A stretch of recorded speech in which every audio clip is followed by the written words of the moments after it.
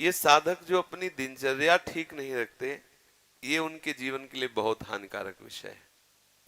हमारे लिए जितना नाम जप आवश्यक है, उतना ही प्राणायाम आवश्यक है, उतना ही व्यायाम आवश्यक है, उतना ही टहलना आवश्यक है, उतना ही सोना आवश्यक है, उतना ही सात्विक आहार आवश्यक है। ये बिल्कुल ध्यान रखें। तेरे दिन देखते हैं ना, ये बीमारी वो बीमारी, ये परेशानी वो परेशानी। तो सबसे पहली बात है, हम जब कहते हैं तो कोई समझ नहीं रहा, ब्रह्मचर्य की रक्षा की जाए। ब्रह्मचर्य बहुत बड़ा अमृत तत्व है। ये मूर्खता के कारण लोग इसे ध्यान नहीं देते हैं। एक ने तो कहा कि संसार में अब यही सुख है, तुम भी उसमें भी कह रहे हो कि ऐसा। हम भाई तुम्हें सुखी करने के लिए कह रहे हैं, दुखी करने के लिए तो नहीं कह रहे ना। हम तुम्हारे दुश्मन नहीं है, तुम्हारे मित्र हैं। तुम्हारा मन तुम्हें गलत रास्ता दे सकता है, लेकिन हम तुम्हें गलत रास्ता नहीं दे रहे। तुम सदगृहस्थ हो तो संयम से चलो। सदगृहस्थी में भी एक आप सोचो, आप रात दिन पशुता का व्यवहार करके मलिन मन के द्वारा शांति प्राप्त करना चाहते हो, आनंद की अनुभूति करना चाहते हो, कैसे हो सकता है? आप जब बीमार हो, आज नहीं आज तुम्हारी यौवन अवस्था तुम्हें समझ में नहीं आ रहा, लेकिन ये तुम्हारी आदत तुमको कल कहां पहुंचा देगी तुम्हें पता नहीं। जब पहुंच जाओगे तब कोई रास्ता नहीं। कितने ऐसे बच्चे हैं जो इस बात में दुखी हैं कि मैं क्या करूं, आत्महत्या कर लूं, ऐसे आते। कितने प्रश्न ऐसे आते कि क्या मैं आत्महत्या कर लूं? देखो पहुंचा दिया, यहां आपके मन ने वहां पहुंचा दिया जो अंतिम दुर्गति का केंद्र है। यदि आप गृहस्थ हैं तो 5 बजे तक उठ जाए, इतनी छूट। मान लो आप रात्रि में 11, साढ़े 11 बजे या 12 बजे सोते तो 5 घंटे। अगर आप दिन में नहीं सोते तो 6 बजे तक उठे। सूर्य उदय हो रहा हो, आप सो रहे हैं, चाहे गृहस्थ हो चाहे विरक्त हो, आप बिल्कुल नष्ट हो जाएंगे। आपकी आयु नष्ट होगी, आपकी बुद्धि भ्रष्ट होगी, आप ब्रह्मचर्य रह नहीं सकते। कह देते ब्रह्मचर्य की क्या जरूरत, क्या? आप सच्ची मानिए, आप 2 महीने ब्रह्मचर्य, अगर गृहस्थ है 2 महीने ब्रह्मचर्य रहिए, 2 महीने केवल, और फिर आप देखिए आपको कैसा लगता है। और उस ब्रह्मचर्य से युक्त होकर फिर संतान उत्पन्न क्रिया की, आप देखिए वो संतान कैसी तेजस्वी होगी। आप उसको समझिए। आप जिसे बिल्कुल साधारण बात समझ रहे हैं, आप समझ रहे हैं आपको छूट मिल गई विषय भोगों के लिए, नहीं, सावधान।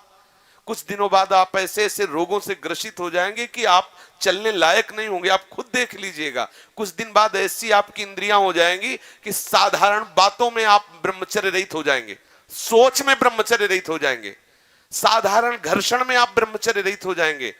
ऐसी स्थितियां आती हैं जिनमें मतलब कितनी दुर्दशा हो जाए, चाहे वो स्त्री शरीर हो चाहे पुरुष शरीर। ऐसा नहीं कि केवल ब्रह्मचर्य पुरुष शरीर के लिए, दोनों के लिए ब्रह्मचर्य है। अगर आप गलतियों से युक्त हो जाएंगे तो स्त्रियों में ऐसे रोग हो जाते हैं जिनके कारण उनको चलना फिरना मुश्किल हो जाता है, उनके शरीर की पूरी स्थिति बिगड़ जाती है। ब्रह्मचर्य दोनों के लिए आवश्यक है। कुछ लोग प्रश्न करते हैं कि गृहस्थ आश्रम में ब्रह्मचर्य का अस्तित्व नहीं। आप देख लो, अगर साल 2 साल में आंखों में कम ना दिखाई देने लगे तो बताना। अगर घुटने दर्द करें, कमर दर्द करे, चलने पर आपको चक्कर आने लगे, देखना, खुद देखना।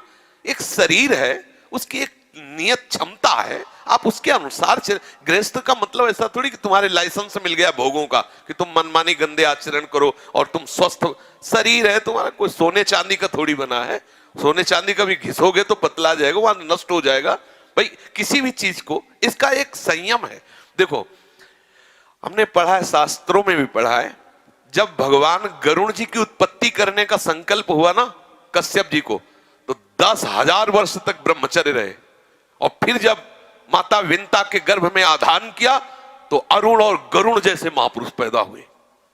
अगर आप 5 वर्ष ब्रह्मचर्य रहे केवल इसलिए कि जो हमारी संतान हो वो बहुत देशभक्त, हरिभक्त, बलवान, विद्वान, ज्ञानवान हो, और आप नियम से दोनों भजन करो, और 5 वर्ष बाद गर्भाधान करके संतान उत्पत्ति के शास्त्र सिद्धांत अगर वो महापुरुष न पैदा हो तो बताना। अब ये खान पान ठीक नहीं, आचरण ठीक नहीं, पवित्र नहीं हो, एक किसान भी खेती को सुरक्षित और तैयार करता है तो उसमें अच्छी फसल होती है। तुमने ब्रह्मचर्य को जाना ही नहीं, इधर उधर से हर तरह से भ्रष्ट आचरण, अब वो संतान कैसे हुई?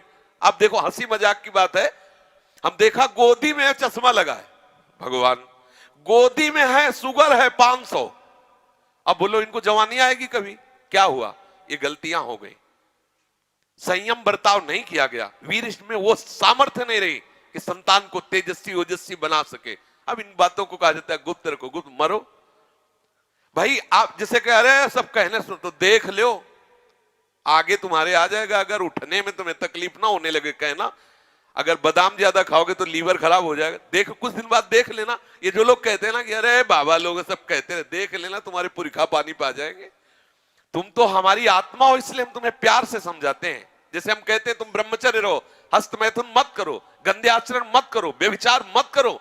ये ब्याह की जो एक प्रक्रिया है आपको एक सीमित बांधने के लिए है कि आप भ्रष्ट आचरण ना करें, आप धर्म से युक्त होकर भगवत मार्ग में चलें, आराधना करते हुए एक आराधक की तरह एक संयमित जीवन व्यतीत करें। लेकिन वो माना जाता है कि बाबा लोग हैं। कुछ लोग कहते हैं पहले खुद को देख लो, बाबा लोग जेल में हैं। एक खेती में सब फसल एक जैसी नहीं होती। अगर कहा जाए कि सब दुकानदार बेईमानी होते हैं या सब खेती में एक ही जैसी फसल नहीं, कोई गन्ने की भी फसल, गन्ने में भी कई क्वालिटियां होती है, आलू की भी कई क्वालिटियां होती है, ऐसे अलग अलग वृत्ति है, अलग अलग भाव है। तो हमारी बात को आज अगर नहीं मानोगे तो कल तुम्हें पछताना पड़ेगा, पक्का समझ लीजिए। संयम से चलो, गृहस्थ धर्म में रहते हुए भगवत प्राप्ति के योग्य हो जाओगे।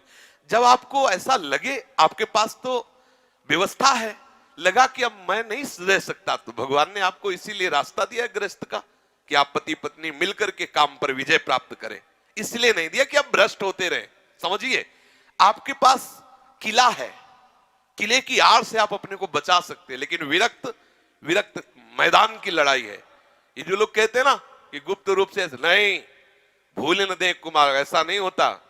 तुम भ्रष्ट आचरण वाले, तुम्हारे पास चश्मा ही नहीं जिसे जानते हो कि कैसे विरक्त रहते हैं, रात दिन जलते हुए सच्चिदानंद तत्व में स्थित रहते। तुम्हें क्या पता, तुम्हें लगता है बाबा लोग हराम की खाते मौज मस्ती से रहते, हमको उपदेश करते हैं। अगर हमारी तरह तुम बैठ जाओगे ना, जैसे हम तुम्हें कह दें कि ऐसे रहो, तुम्हारे होश उड़ जाएंगे। ऐसे तुम खिलवाड़ समझते हो क्या? मनी राम को पकड़ के ठीक प्रभु के चरणारविंद में लगाए रहना, तुम इसे खेल समझते हो क्या? एक बार भगवान शंकराचार्य जी ने देखा कि वो मछली पकड़ने वाले वो ऐसे एकदम एकाग्र हुए, ऐसे नहीं, वो बंसी डाल ऐसे बैठे हैं। नजदीक गए, बोले भैया कितने रुपए कमा लेते हो? बोले सुबह से शाम तक लगे रहते हैं, 50 रुपए तो आ ही जाते हो पहले के समय, शंकराचार्य जी के समय। बोले ठीक है, हम तुम्हें 2 घंटे के 50 रुपया दिलवाएंगे, बस तुम आश्रम में बैठ के नारायण नारायण नाम का कीर्तन करो, बढ़िया भोजन मिलेगा, चलो लियो आ गए। अब वो आश्रम में कहा बैठो नारायण नारायण करो। जे ही बैठे और नारायण, तो उनको आग लगी। बोले महाराज हमें वो ठीक, वहां अगर एक को नहीं मिले तो ठीक, तुम्हारे यहाँ नारायण नारायण नहीं। भजन करना जानते हो, कोई खिलवाड़ समझते हो? थोड़ी देर निर्विषय होकर मन को प्रभु में लगा के देखो क्या दशा होती है। तो वास्तविक जीवन जीने की चेष्टा करो। गृहस्थी कोई वो मार्ग नहीं कि तुम गंदे आचरण से चलो, ऐसा नहीं है। हम आपको दिखाएं पति पत्नी सहित हैं और आजीवन ब्रह्मचर्य का नियम लिए हैं, और 35 साल की अवस्था है, दोनों सुंदर है, अपने ही समाज में है, अपने ही पास है। ऐसे कितने लोग, एक दो थोड़े, ऐसे कितने हैं 30-35 की अवस्था आजीवन के लिए संकल्प वृंदावन में करके संकल्प करके। अब बोलो कितनी बड़ी हिम्मत की बात है। दोनों नौजवान हो और संयम से भजन करने का नियम तो ये है। अब इनको कौन भ्रष्ट कर सकता है? जब स्वयं की सुंदरी पत्नी के साथ उन्होंने संयम का नियम ले लिया तो इन्हें कौन भ्रष्ट कर सकता है? ये जो उद्दंडता है इसे छोड़ो, बहुत हानि है, बहुत हानि। ब्रह्मचर्य हानि का मतलब है तुम रोज मर रहे हो, रोज मृत्यु को गले लगा रहे हो। एक नियम से चलो, एक संयम से चलो, जो एक शास्त्र मर्यादा है, तो उससे क्या होगा कि आप आनंदित रहोगे और एक दिन आपको वैराग्य हो जाएगा। उद्दंडता करोगे तो ये माया है, तुम्हें नष्ट कर देगी। 4 दिन का जीवन है, जितना आपका वीर क्षय होता जाएगा उतने आपके यंत्र सब खराब होते जाएंगे। अभी जवानी है ना, तो अभी नहीं समझ में आते, बाबा जी चिल्ला, ऐसे कितने लोग बोलते हैं बाबा जी कहता है ऐसा वैसा। बाबा जी नहीं कहता, देख लेना, परिणाम देख लेना। ये तुम्हारे जितने भी अंग हैं, जो प्रधान अंग हैं, इनको जब वो पहुंचेगा नहीं ना, तो ये सब देखो, गाड़ी में ना डालो पेट्रोल तो खराब हो जाएंगे। और इसके बाद आप अच्छे अच्छे पदार्थ पाओगे तो लीवर में उतनी सामर्थ्य नहीं रहेगी, वो पचाना बंद कर देगा, आपकी बहुत हानि हो जाएगी। संयम से चलोगे तो आनंदित रहोगे। संयम एक बहुत बड़ा पावर है। सोचो कितना आनंद है उसके रोकने में, जिसके निकालने में आप आनंद समझते हो। ये शास्त्र जो अनुभवी महापुरुषों ने किया है, लिखा है, तो उसको हमें अनुभव करने की जरूरत नहीं, अपने गुरुजनों की बात मान लेते हैं। देखो, एक होता क्रिया से अनुभव करना और एक होता ध्यानस्थ अनुभव करना। क्रिया में तो तुम चूक कर सकते हो क्योंकि बहिर्मुख हो, लेकिन ध्यानस्थ में बिल्कुल ठीक वही अनुभव होगा जो तुम्हारे मन में आ रहा है। जो तुम्हारा मन अनुभव कर रहा, ठीक ध्यान के द्वारा योगी वही बात अनुभव कर लेता है और वही बात लिख, जो संत जन लिखे हैं तो बोले ये मेरे अनुभव की बात, मेरे अनुभव को उन्होंने क्रिया नहीं की, उन्होंने क्रियात्मक मन को पकड़ा और उसका अनुभव करके वो लिख रहे हैं। हमें बात मान लेनी चाहिए। गृहस्थी में हो, कभी आवश्यक हुआ संतानोत्पत्ति के लिए काम क्रीड़ा करो, जो नियम है उसके अनुसार चलो, कोई रोक नहीं। हम सब ब्रह्म ऋषियों की संतान हैं। आप देखो आचार्य महापुरुषों की संतानें नहीं हुई क्या? तो कोई एकदम ऐसा नहीं, इसका मतलब ये ना समझा जाए कि हम पूरी सृष्टि को इस बात के लिए नहीं, हम तुम्हें बलवान बना रहे हैं। एक संयम से चलो, उचित आहार विहार करते हुए भगवत मार्ग के पथिक बनो।